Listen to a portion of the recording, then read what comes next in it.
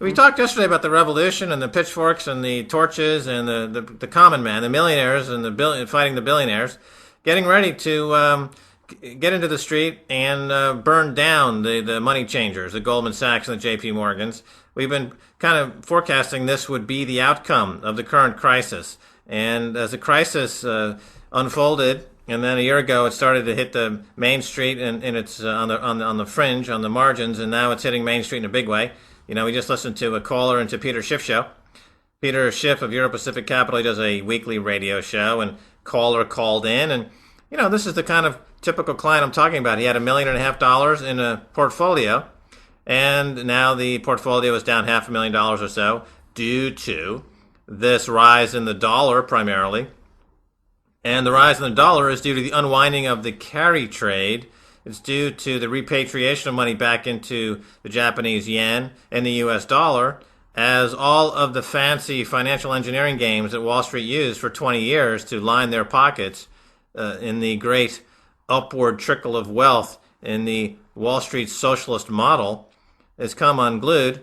They went to the government for hundreds of billions of dollars, and now what we're finding out is that those hundreds of billions of dollars are just going into Christmas bonuses. So these people who had a couple of $1 million are now finding themselves 30, 40, 50% down. Their entire life is being reorganized as a result of the Wall Street greed, and people are understanding that it is the Wall Street bankers who are at the core, at the root of the problem, and they're going to get ready to burn these people at the stake, as we saw in the French Revolution with the decapitation, because of the decapitalization that's gone on in people's portfolios. We saw it in the American Revolution. We've seen it in other revolutions throughout history. And this is what's happening. I think we're getting ready for this. I think you're going to start to see mobs descend on Wall Street, and they're not going to be polite. They're going to be looking for bankers, and they're going to rip their guts out. They're going to tear off their head and shit down their necks. Listen, I think that's really a genuine concern for these people, because the fact that this Goldman Sachs story is not covered in any U.S. paper or media outlet. It was covered in the Mail in the UK. Mm-hmm. And what it is that, so all the numbers are going to be in pounds, but what it is that the U.S. taxpayer has injected into Goldman Sachs 6 billion pounds worth of dollars. Goldman Sachs are paying themselves in Christmas bonuses, 7 billion pounds. Mm-hmm. So the entire bailout money to Goldman Sachs has gone to, cover 90% of their bonus package. Right, and the attitude of the Goldman Sachs bankers, as I know from working on Wall Street, is they consider themselves above the law. They consider themselves to be the architects and the engineers and the cogs that run the U.S. economy. Therefore, the economy, the greatest economy in the world, that represents the greatest hope for freedom in the world.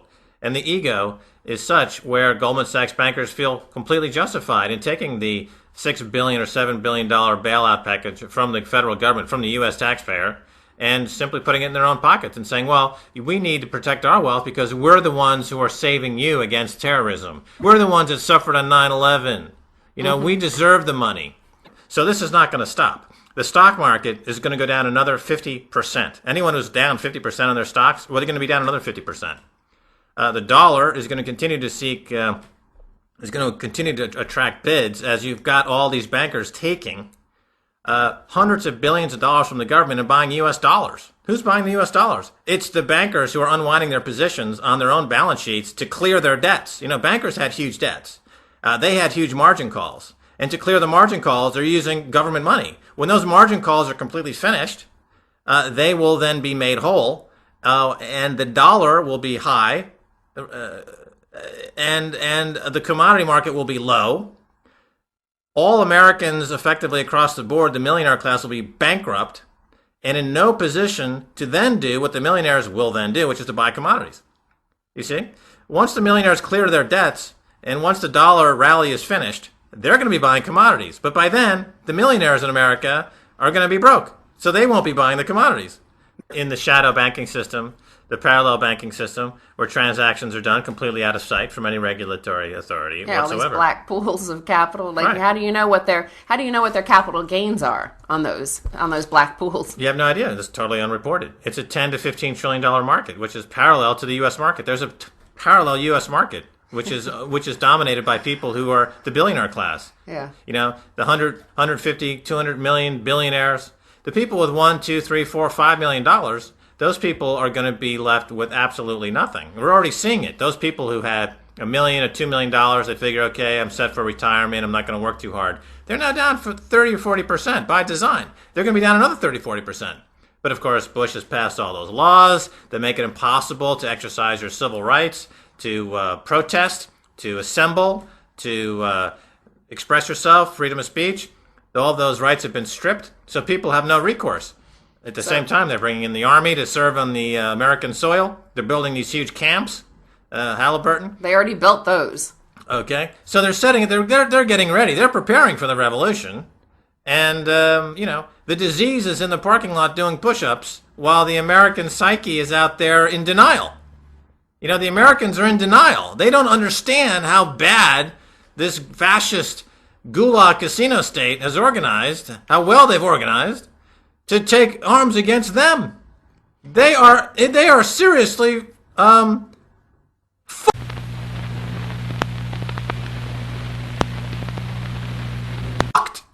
The 9/11 attacks were not from nothing. They didn't appear out of nowhere. There was a thread of a story that all comes together now 5, 6, 7 years later. We understand what those attacks were about. We understand the role Goldman Sachs has played in this breaking down of the American economy all along.